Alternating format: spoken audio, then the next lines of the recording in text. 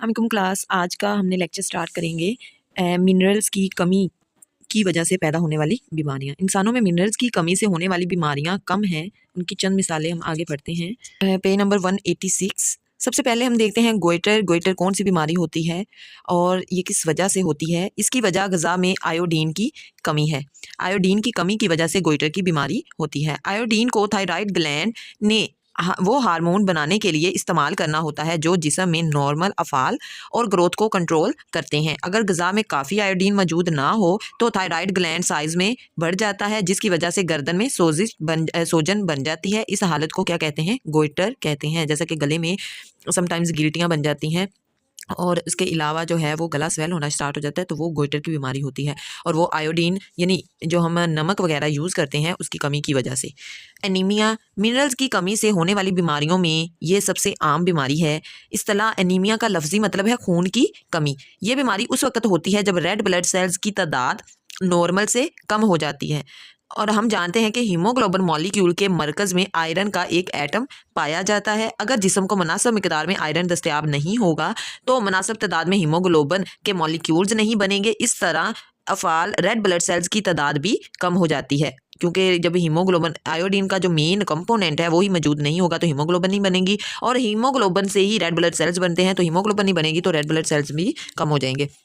इस बीमारी का मरीज़ कमज़ोर होता है और इसके सेल्स को ऑक्सीजन की फराहमी भी कम होती है। उसके बाद हमारे पास ज़्यादा न्यूट्रिएंट्स ले लेने से क्या इफ़ेक्ट्स होते हैं वो हम पढ़ेंगे। ये भी मैल न्यूट्रिशन की एक किस्म है जिसमें न्यूट्रिएंट्स इन मिकदारों से ज़्यादा ले लिए जाते हैं जो नॉर्मल ग्रोथ, डेवलपमेंट और मेटाबॉलिज्म के लिए ज़रूरी हैं। यानी जितने हमें न्यूट्रिएंट्स चाहिए हैं उससे ज़्यादा खुराक में न्यूट्रिएंट्स ले लिए जाते हैं। इसके असरात उस वक्त ज़्यादा शदीद हो जाते हैं जब रोज़मर्रा की जिस्मानी सरगर्मियाँ कम हो जाएं, जैसा कि एनर्जी का खर्च कम हो। मतलब अगर हम फूड ले रहे हैं, खुराक ले रहे हैं, लेकिन उसके मुताबिक हम वर्क नहीं कर रहे, यानी खाना खाया और सो गए, रेस्ट किया, तो इस तरह क्या होगा? न्यूट्रिएंट्स यूज़ नहीं होंगे सही तरह से और उनकी सही मेटाबॉलिज्म नहीं होगी, जिसकी वजह से मुख्तलिफ बीमारियाँ पैदा हो जाती हैं। ज़रूरत से ज़ायद न्यूट्रिएंट्स लेने से सेहत के बहुत से मसाइल पैदा होते हैं। मिसाल के तौर पर ज़्यादा कार्बोहाइड्रेट्स और फैट्स, लिपिड्स लेने से मोटापा, डायबिटीज़ कहा जाता है शुगर को, और कार्डियोवैस्कुलर बीमारियां होती हैं। इसी तरह खुराक में विटामिन ए ज़्यादा लेने से भूख मिट जाती है और जिगर के मसाइल पैदा होते हैं। विटामिन डी ज़्यादा लेने से मुख्तलिफ टिश्यूज़ में ज़रूरत से ज़्यादा कैल्शियम जमा हो जाता है। आगे हमारे पास आता है मेल न्यूट्रिशन के असरात, effects of male nutrition. Mail nutrition के तवील अरसे तक रहने से मंदरजा झैल मसाइल पैदा होते हैं, जैसा कि फाका कशी, स्टारवेशन। फाका कशी से मुराद लिए जाने वाले न्यूट्रिएंट्स और एनर्जी की शदीद कमी है। ये मेल न्यूट्रिशन का खौफनाक तरीन नतीजा है। इंसान में तवील फाका से ऑर्गन्स क्या होते हैं? मुस्तकिल तौर पर नकारा हो जाते हैं और नतीजा क्या होता है? मौत होती है। दिल की बीमारियां, हार्ट डिजीज़, आलमी सतह पर दिल की बीमारियां बढ़ रही हैं और इन बीमारियों की वजह एक वजह मेल न्यूट्रिशन भी है। वो लोग जो गैर मतवाजन ग़िज़ा जिसमें फैट्स ज़्यादा हों लेते हैं, इनमें बीमारियाँ, दिल की बीमारियों का चांस ज़्यादा होता है। अक़वाम मुत्तहिदा की फूड एंड एग्रीकल्चर ऑर्गेनाइजेशन के मुताबिक रोज़ाना 25,000 से ज़ायद लोग फाका कशी से मरते हैं। औसतन हर 5 सेकंड बाद एक बच्चा फाका से मर रहा है। ये इंपॉर्टेंट एमसीक्यूज़ है। उसके बाद हम नेक्स्ट देखते हैं। नेक्स्ट हमारे पास है कब्ज़ की बीमारी। मेल न्यूट्रिशन की वजह से लोगों के खाने के औकात कार में अक्सर बाकायदगी नहीं रहती। इसकी वजह से सेहत से मुतल्लिक कई मसाइल जन्म लेते हैं, जिनमें से एक कब्ज़ भी है। मोटापा, जिसे ओबेसिटी कहा जाता है। मोटापा का मतलब वज़न नॉर्मल से बढ़ जाना है। इसकी एक वजह मेल न्यूट्रिशन भी है। वो लोग जो ऐसी ग़िज़ा लेते हैं, ऐसी फूड्स लेते हैं जिनमें कैलोरीज़ की तादाद उनकी ज़रूरत से ज़्यादा होती हैं और वो बहुत कम जिस्मानी काम करते हैं, तो वो क्या होता है? न्यूट्रिएंट्स जमा होना शुरू हो जाते हैं जो कि फैट्स में तब्दील हो जाते हैं और फैट्स की वजह से मोटापा हो जाता है। मोटापे का शिकार हो सकते हैं। मोटापे को उम्मुल अमराज यानी मदर डिजीज़, तमाम बीमारियों की जड़ या तमाम बीमारियों की माँ कहा जाता है। इससे दिल की बीमारियाँ, हाइपरटेंशन और डायबिटीज़ वगैरह हो सकती हैं। वर्ल्ड हेल्थ ऑर्गेनाइजेशन WHO ने अंदाज़ा लगाया कि अगले चंद साल में मेल न्यूट्रिशन की वजह से होने वाली बीमारियाँ शरह अमवात की आलमी वजह बन जाएंगी।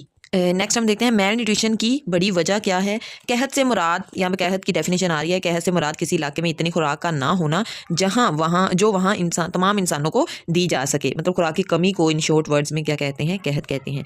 20वीं सदी के ख़तरनाक तरीन कहतों में एथोपिया का कहत जो कि 1983 से 1985 में, और शुमाली कोरिया का कहत जो कि 1990 की दहाई में आया था। ये जो है वो सबसे दुनिया के ख़तरनाक कहत कहे जाते हैं। कहत की बड़ी वजूहात में खुराक की गैर मसावी तकसीम, खुश्क साली, सैलाब और आबादी में इजाफा है। उसके बाद खुराक की गैर मसावी तकसीम क्या है? साइंस में कामयाबियों ने इंसान को इस काबिल बनाया है कि मिकदार और मियार के लिहाज से बेहतर खुराक पैदा करें। आज के ज़रूरी तरीके काफ़ी खुराक पैदा करते हैं जो इस ज़मीन पर मौजूद हर इंसान को मुहैया की जा सकती है, लेकिन सियासी और इंतज़ामी मसाइल की वजह से दुनिया के तमाम इलाकों में खुराक बराबर तकसीम नहीं हो पाती। इसका नतीजा ये निकलता है कि कई ममालिक जैसा कि अमरीका, यूनाइटेड किंगडम और कनाडा वगैरह में ज़रूरत से ज़्यादा खुराक होती है और उसी वक्त एथोपिया और सोमालिया जैसे ममालिक के लोगों के पास खाने को कुछ नहीं होता। इसका मतलब ये है कि तरक्की याफ्ता जो ममालिक हैं उनके पास खुराक एक्स्ट्रा अमाउंट में होती है, तो ज़ायद खुराक होती है, जबकि जो हमारे पास तरक्की पजीद बल्कि बहुत ज़्यादा कहत वाले इलाके होते हैं वहाँ पे खुराक की कमी होती है। खुश्क साली ड्रॉथ, खुश्क साली से मुराद वक़्त का वो दरानिया है जहाँ इंसान ज़रूरत और ज़राअत के लिए मुनासिब मिकदार में पानी दस्तयाब ना हो। खुश्क साली की बड़ी वजह तवील अरसा तक मामूल से कम बारिशें होना है। खुश्क साली से फसलों की पैदावार कम हो जाती है और बिल्कुल रुक भी सकती है, जिसकी वजह से कहत आता है।